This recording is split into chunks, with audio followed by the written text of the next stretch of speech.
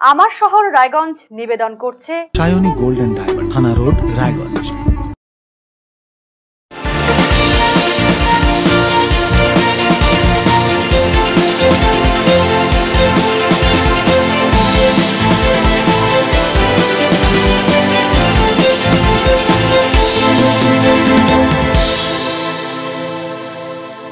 নমস্কার, আপনারা দেখছেন আরসিটিভি সংবাদ আমার শহর রায়গঞ্জ নিয়ে। আপনাদের সাথে আমি তুহিন। শুরুতেই নজর রাখবো যে খবরের দিকে। ভারতবর্ষের বিশিষ্ট চলচ্চিত্র নির্মাতা মৃণাল সেনের জন্ম শতবর্ষ উপলক্ষে বিশেষ কর্মসূচি অনুষ্ঠিত হলো রায়গঞ্জে। শনিবার মৃণাল সেন জন্ম শতবর্ষ উদযাপন কমিটির উদ্যোগে রায়গঞ্জ ইনস্টিটিউট মঞ্চে প্রয়াত বিশিষ্ট চলচ্চিত্র নির্মাতার স্মরণে নানান কর্মসূচি পালিত হয়। অনুষ্ঠানের উদ্বোধন করেন বিশিষ্ট অভিনেতা দেবদূত ঘোষ, জেলা তথ্য সংস্কৃতি আধিকারিক শুভম চক্রবর্তী, অধ্যাপক সুকুমার বারুই, উৎসব কমিটির সম্পাদক বিশ্বনাথ ঘোষ সহ অন্যান্য বিশিষ্ট ব্যক্তিরা এদিনের এই অনুষ্ঠানে উপস্থিত ছিলেন। এদিন মৃণাল সেনের স্মরণে স্মরণিকার উদ্বোধন হয়। বিশিষ্ট চলচ্চিত্র নির্মাতার জীবন এবং কাজের বিভিন্ন দিক নিয়ে আলোচনা করেন উপস্থিত বিশিষ্ট ব্যক্তিরা। উৎসবে সমুদ্র গুহের নির্দেশনায় পদাতিক মৃণাল নামে একটি নাটকও মঞ্চস্থ হয়। আজকে কর্মসূচির মধ্যে রয়েছে আমরা অ্যাকচুয়ালি মৃণাল সেনের জন্ম শতবর্ষকে এটা সারা রাজ্য জুড়ে এবং প্রতিটি জেলেই পালন করছে। তো আমরা আমাদের উত্তর দিনাজপুর জেলায় আজকে পালন করছি। আমাদের একটা এক্সিবিশন এখন উদ্বোধন হলো, এরপর আমাদের একটা মৃণাল সেনের তথ্যচিত্র দেখানো হবে এবং তারপরে আমাদের একটা নাটক রয়েছে পদাতিক মৃণাল। আমাদের প্রোগ্রাম আজকে এবং 3টা প্রোগ্রাম রেখেছি, তার সাথে আমাদের একটা সঙ্গীত প্রোগ্রাম রয়েছে, কোরাস রয়েছে, সেটাও আমাদের এখানে হবে। আমরা চাইছি মৃণাল সেনের এই যে দৃষ্টিভঙ্গি, এটা আমাদের যে ইয়ং জেনারেশন বা যারা নতুন সিনেমা করে তাদের মধ্যেই এটা প্রতিফলিত হোক, আমরা এই আশা নিয়ে এটা করছি। রায়গঞ্জে আজকে মৃণাল সেনের শতবর্ষ উপলক্ষে একটি অনুষ্ঠান হচ্ছে, স্মরণ অনুষ্ঠান। মৃণাল সেনের কাজকে একবার ফিরে দেখা হচ্ছে। মৃণাল সেনের পদাতিক মৃণাল এই শিরোনামে অনুষ্ঠানটি হচ্ছে, যেখানে বরেণ্য এই শিল্পী, চলচ্চিত্র নির্মাতা, বিশ্ববরেণ্য একজন নির্দেশক, সিনেমা শিল্পের অত্যন্ত গুণী মানুষ, অথচ বাঙালি। সেই বাঙালি মনীষা, তার চিন্তা ভাবনা, তার কাজকে ফিরে দেখলে আমরা হয়তো চলার পথে অনেকটা রসদ খুঁজে পাবো। তাই ছবিগুলো ফিরে দেখা হচ্ছে, তার ছবি নিয়ে আলোচনা হচ্ছে। তার ছবির ইন্সপায়ার্ড ছবি থেকে উৎসাহিত হয়ে নাট্য নির্মাণ হয়েছে, তথ্যচিত্র হয়েছে, সেগুলো রায়গঞ্জের মানুষের সামনে তুলে ধরা হচ্ছে। রেল যাত্রাকে আরামপ্রদ এবং সুরক্ষিত রাখার স্বার্থে রাধিকাপুর কলকাতা ট্রেনের কামরা পরিবর্তন করা হলো। রেল সূত্রে জানা গিয়েছে 19শে জানুয়ারি থেকে এই রুটের আপ ও ডাউন ট্রেনে LHB অর্থাৎ লিংক হফম্যান বুশ কামরা সংযোজিত হয়েছে। এর ফলে একদিকে যেমন দুর্ঘটনা ঘটলে যাত্রী সুরক্ষা অনেকটাই বাড়বে, তেমনি আরামপ্রদ হবে রেল সফর। শনিবার নতুন কামরা নিয়ে কলকাতা থেকে রাধিকাপুর এসে পৌঁছয় ট্রেনটি। রাধিকাপুর কলকাতাগামী আপ ও ডাউন ট্রেনে অত্যাধুনিক কামরা সংযোজনের সিদ্ধান্তে খুশি রেল যাত্রীরাও।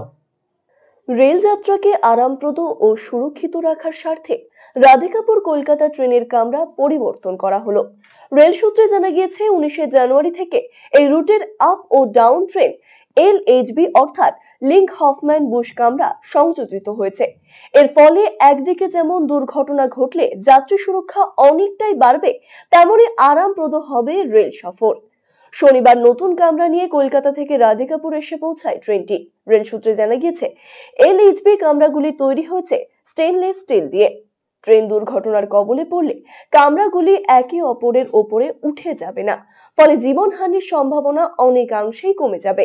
পাশাপাশি LHB কামরাগুলি হালকা হওয়ায় ট্রেনের গতিবেগও অনেকটাই বেড়ে যাবে। রায়গঞ্জ স্টেশনের ম্যানেজার জানিয়েছেন, নতুন কামরাগুলি আধুনিক মানের স্টেনলেস স্টিল দিয়ে তৈরি। যাত্রী সুরক্ষার কথা মাথায় রেখে এই ধরনের কামরা তৈরি হয়েছে। ये 3145 और 3146 जो हमारी गाड़ी है उसमें LHB कोचेस प्रोवाइड किया गया है पूरा रैक में। ये बहुत ही मॉडर्न किस्म के कोचेज है जो स्टेनलेस स्टील के बने हुए हैं। बहुत अधिक स्पीड से ये चल सकते हैं और बहुत ही ज्यादा सुरक्षित होते हैं। ये बहुत ज्यादा सुरक्षित होते हैं। इनके सस्पेंशन सिस्टम बहुत ही बेहतर क्वालिटी के होते हैं। ब्रेकिंग बहुत ही अच्छी होती है, इसलिए पैसेंजर्स को बहुत आराम मिलता है जर्नी में। इनकी कपलिंग भी बहुत बढ़िया होती है, जिससे एक्सीडेंट के केस में बहुत ही कम इम्पैक्ट होता है, बहुत कम नुकसान होता है। दुर्घटना के केस में इम्पैक्ट बहुत ही कम होता है एलएचबी कोचेज में। कोच कैप्साइज नहीं होते हैं, एक के ऊपर दूसरा नहीं चढ़ते हैं, और जर्नी में भी बहुत आराम रहता है, कंफर्टेबल जर्नी रहता है। और कोच वगैरह कैसा है इसका, अंदर का क्या क्या सुविधा मिलता है? ये पैसेंजर्स की सुविधाओं का बहुत ध्यान रखा गया, अच्छी सीटें हैं, लाइटिंग अरेंजमेंट्स है, बहुत साफ सुथरा बेहतरीन आरामदायक कोच है। ট্রেনের গতিবেগ বাড়ার পাশাপাশি যাত্রীরা আরামপ্রদ রেল সফর করতে পারবেন। উল্লেখ্য, আগে এই ট্রেনে কামরার সংখ্যা ছিল 21টি, বর্তমানে কামরা থাকছে 20টি। স্লিপার সিটের সংখ্যা 72 থেকে বেড়ে হয়েছে 80টি। এসি 2 টায়ার সিট 46 থেকে বেড়ে হয়েছে 52টি। অন্যদিকে সিট সংখ্যা বেড়েছে এসি 3 টায়ারেও। এই কামরাগুলিতে আসন বেড়ে হয়েছে 72টি। রাধিকাপুর কলকাতাগামী আপ ও ডাউন ট্রেনে অত্যাধুনিক কামরা সংযোজনের সিদ্ধান্তে খুশি রেল যাত্রীরাও। অবশ্যই একটা ভালো সংবাদ রায়গঞ্জবাসীর জন্য, কারণ আমাদের অনেক দিনের ইচ্ছা ছিল যে এমন একটা কোচ হোক যেটার থেকে দুর্ঘটনার থেকে মানুষ বাঁচতে পারে। অনেকগুলো ফেসিলিটি এই নতুন কোচে আছে, যেগুলো আগের কোচগুলোতে ছিল না। বর্তমানে যে কোচগুলো আমাদের ছিল খুবই পুরনো ছিল, কোথা দিয়ে জল পড়ে, কোথা দিয়ে হাওয়া ঢোকে, এরকম নানা সমস্যার মধ্যে আমরা সম্মুখীন হয়েছি এতকাল। তার মধ্যে দিয়ে এইটা একটা আমাদের জন্য দারুণ সংবাদ, রায়গঞ্জবাসীর জন্য সংবাদ। ভবিষ্যতে আমরা আরো যদি ট্রেন পাই, যেটা আমাদের বন্ধ হয়ে গেছে দিল্লির ট্রেনটা, হলে আমরা আবার এইভাবে খুশি হব। এবং রেল মন্ত্রী বলুন, যা আমার সংসদ বলুন, তার জন্য আমাদের এটা কৃতজ্ঞতা থাকবে। দেখলাম ভালো হচ্ছে, হ্যাঁ সুবিধা তো শুনলাম, যেটা মানে সেফটি অনেকটা আমাদের সেফটি বেড়ে গেল আর কি। আগে যেমন যেতাম নর্মাল ট্রেনটাতে, সেখানে তখন তো হাওয়াটা আমাদের শীতের দিনে হাওয়া ঢুকতো, এখন এটাতে অনেক সেফটি আছে। বর্ষার দিনে অসুবিধা হতো, এখন চড়িনি যদিও, এটা কেবল চালু হলো আজ থেকে, দেখা যাক। না অনেকদিন ধরে আমরা বলছিলাম, রায়গঞ্জবাসীর একটা ডিমান্ড ছিল এলএসবি কোচের জন্য, কারণ আমাদের যে কোচটা পুরোনো কোচ চলছিল তাতে এসি স্লিপার কোচ প্রচন্ড অসুবিধা হচ্ছিল। ঠান্ডার দিনে একদম স্লিপারে হাওয়া ঢুকছে, তারপরে এসিতে বৃষ্টির দিনে জল ঢুকে যাচ্ছে, আর অত্যন্ত পুরনো ছিল, তাতে মানে প্রচুর অসুবিধা হচ্ছিল। বহুদিনের রায়গঞ্জবাসী এটা চাচ্ছিল, যাক আমরা পেয়েছি, এটা খুবই আনন্দিত আমরা এটা পাওয়াতে। আরসিটিভি সংবাদ, রায়গঞ্জ। রায়গঞ্জের উদয়পুরে অবস্থিত সূর্য সেন ক্লাবের উদ্যোগে বাৎসরিক শিব ও কালী পুজো অনুষ্ঠিত হলো সাড়ম্বরে। পুজো উপলক্ষে ভক্তরা ভিড় জমিয়েছিলেন মন্দির চত্বরে। নিয়ম নিষ্ঠা মেনে পুজোর পাশাপাশি ভক্তদের মধ্যে প্রসাদ বিতরণও করা হয় পুজো কমিটির পক্ষ থেকে। মাধ্যমিক শিক্ষক ও শিক্ষাকর্মী সমিতির উত্তর দিনাজপুর জেলা কমিটির পরিচালনায় ও ভূপাল চন্দ্র বিদ্যাপীঠের ব্যবস্থাপনায় কমলা রানী স্মৃতি চ্যাম্পিয়ন এবং সঞ্জীব বোস স্মৃতি রানার্স আপ ট্রফির একদিবসীয় শিক্ষক শিক্ষাকর্মীদের নকআউট ভলিবল প্রতিযোগিতা অনুষ্ঠিত হলো শনিবার। এদিন ভূপাল চন্দ্র বিদ্যাপীঠের মাঠে আকর্ষণীয় এই খেলায় বিভিন্ন স্কুলের দল অংশ নিয়েছিল। শীতের মিঠে রোদ গায়ে মেখে এই টুর্নামেন্ট দেখতে মাঠে উপস্থিত হয়েছিল ছাত্রছাত্রীরাও। সংগঠনের জেলা সভাপতি দেবব্রত অধিকারী, সম্পাদক পার্থপ্রতিম কুণ্ডু, তিলক তীর্থ ভৌমিক সহ অন্যান্য বিশিষ্টজনেরা উপস্থিত ছিলেন খেলার মাঠে। আজকে এখানটায় ভূপালচন্দ্র বিদ্যাপীঠে এসটিএ পরিচালনায় এবং ভূপালচন্দ্র বিদ্যাপীঠের ব্যবস্থাপনায় আমাদের নকআউট টুর্নামেন্ট, এক দিবসীয় নকআউট টুর্নামেন্ট অনুষ্ঠিত হচ্ছে। 1993 সাল থেকে প্রতি বছরই আমরা এই ভলিবল টুর্নামেন্টটা করে থাকি।